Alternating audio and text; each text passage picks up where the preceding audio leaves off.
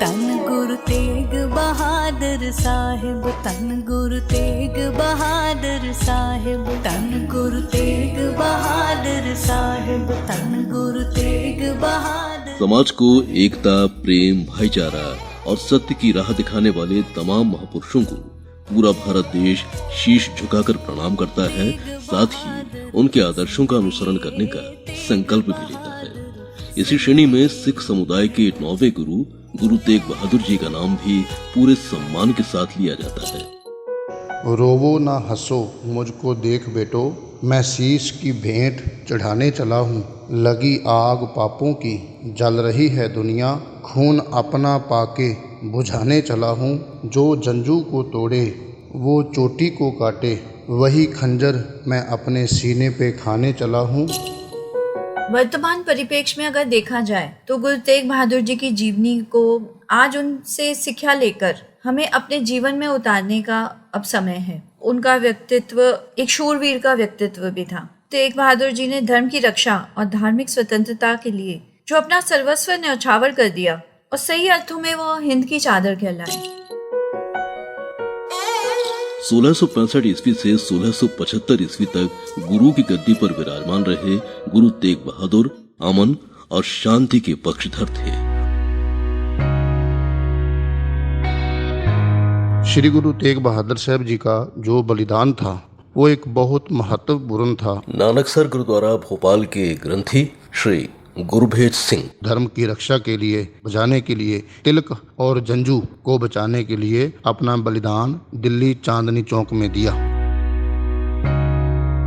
गुरु तेग बहादुर जी एक सिद्ध पुरुष भी थे। पंजाबी साहित्य अकादमी के निदेशक श्रीमती नीरू सिंह ज्ञानी, उनके जो द्वारा लिखी हुई जो बानी है गुरु ग्रंथ साहब में जो संकलित है, जैसे 9वें मल्ले श्लोक, उसमें उन्होंने बताया है कि सही मायने में जीवन जो है जब हम जीते हैं तो हमें दुखों में भी अपना सुख ढूंढते हुए रब का भाना मानकर हमें अपना जीवन जीना है। एक ओंकार सतगुर प्रसाद, श्लोक महल्ला नौवां। पंजाब के अमृतसर में जन्मे गुरु तेग बहादुर गुरु हरगोविंद के 5वें पुत्र थे। बचपन का नाम त्यागमल था।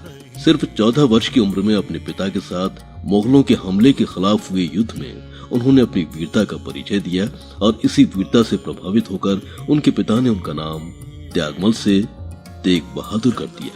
धर्म की रक्षा के लिए जो उन्होंने कार्य किए। पंजाबी साहित्य अकादमी के निदेशक श्रीमती नीरू सिंह ज्ञानी, परोपकार का उनका ये व्यक्तित्व इसी में नजर आता है। औरंगजेब ने उनको जब कैद कर लिया, उनके ऊपर बहुत सारे अत्याचार किए गए। उनके साथी उनके साथ थे। उनकी आंखों के सामने ही भाई सतीदास को और भाई मतीदास जी को, भाई दयाला जी को बहुत ही ज्यादा उनके ऊपर अत्याचार किए गए और चरखे पर डालकर उनके टुकड़े टुकड़े कर दिए गए। मुगलों को ये लगा कि ये अत्याचार देखकर गुरु तेग बहादुर जी विचलित हो जाएंगे, लेकिन गुरु तेग बहादुर जी शांत रहे और गुरु का नाम जपते रहे और गुरु का बाना मानते रहे। अपना बलिदान देना उचित समझा। चांदनी चौक पर उनको शहीद कर दिया गया, जहां आज भी सीसगंज के रूप में गुरुद्वारा मौजूद है। गुरु तेग बहादुर एक ऐसी शख्सियत जिन्होंने सिख धर्म के सम्मान को बरकरार रखने के लिए अपने प्राणों की परवाह भी नहीं की।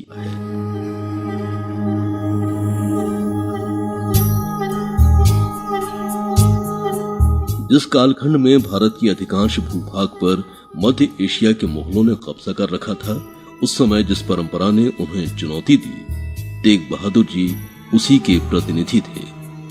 उनका व्यक्तित्व तप, त्याग और साधना का प्रतीक है। गुरु तेग बहादुर जी की वाणी एक प्रकार से व्यक्ति निर्माण का सबसे बड़ा प्रयोग है। नकारात्मक वृत्तियों पर नियंत्रण कर लेने से सामान्य जन सच्चाई और ईमानदारी के मार्ग पर अग्रसर हो सकता है। जो निंदा, स्तुति, लोभ, मोह, मान अभिमान के चक्रव्यूह में फंसे रहते हैं, वे संकट काल में अब विचलित नहीं रह सकते। उस्तति निंदिया नाहि जिहि, कंचन लोह समानी, सुख दुख जिह पर सह नहीं, लोभ मोह अभिमानी। उन्होंने ईश्वर को अपने हृदय में ऐसे बसाया कि वो उनके शब्द गुरु ग्रंथ साहिब जी के अंदर दर्ज हैं। नानकसर गुरुद्वारा भोपाल के ग्रंथी श्री गुरभेज सिंह 59 शब्द 57 श्लोक श्री गुरु ग्रंथ साहिब जी के अंदर दर्ज हैं श्री गुरु तेग बहादुर साहिब जी के, जिसमें पूरी उन्होंने बात मौत की करी है। मौत कैसे आती है, मौत के गीत कैसे गाए जाते हैं, वो उन्होंने गा के बताए हैं। सब सुख दाता राम है, दूसर नाहि न कोई, कौन नानक सुन रे मना, तै सिमरत गत होए। ये गुरु तेग बहादुर जी की बानी जो उन्होंने 9वें श्लोक में पढ़ी है, 9वें महले श्लोक में जो उन्होंने उच्चारी है। मृत्यु का भय हमेशा ही व्यक्ति को सताता रहता है, उसी भय से व्यक्ति अपने जीवन मूल्यों को त्यागता है। इसी प्रकार की चिंताओं एवं भय से मुक्त होकर धर्म के मार्ग पर चल सके, इसी का संदेश गुरबानी के 9वें महले श्लोक में दिया गया है। पंजाबी साहित्य अकादमी के निदेशक श्रीमती नीरू सिंह ज्ञानी। ब्रज भाषा में रचित उनकी वाणी भारतीय संस्कृति, दर्शन और आध्यात्मिक का अमूल्य रत्न है। गुरु तेग बहादुर का संपूर्ण जीवन धर्म, अर्थ, काम और मोक्ष के पुरुषार्थ का सर्वोत्तम उदाहरण है। उन्होंने संदेश दिया कि ईर्ष्या, द्वेष, स्वार्थ, भेदभाव की भावनाओं को तिलांजलि देकर त्याग और संयम जैसे गुणों को जीवन में स्थान दें। नेकी की राह पर चलने के लिए त्याग, शौर्य और बलिदान से भी पीछे नहीं हटने जैसी सीख भी उन्होंने हमें दी। अपने त्याग बलिदान के लिए वे सही अर्थों में हिंद की चादर कहलाए।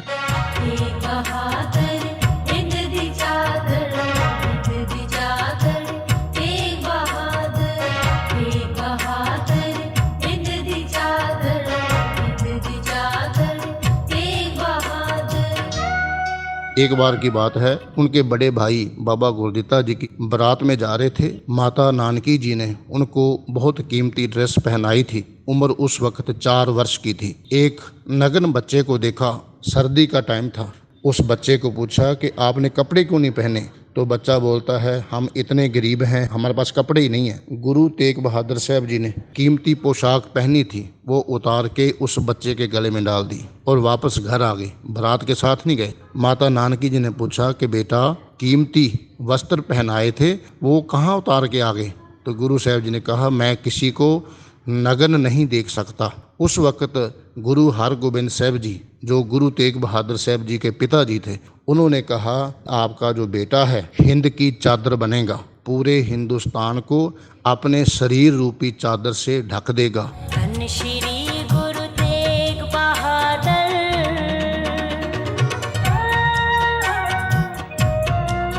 गुरु तेग बहादुर के विचारों और उनकी सीख को विस्तृत प्रचार करने के उद्देश्य से भी लगातार प्रयत्न किए जा रहे हैं।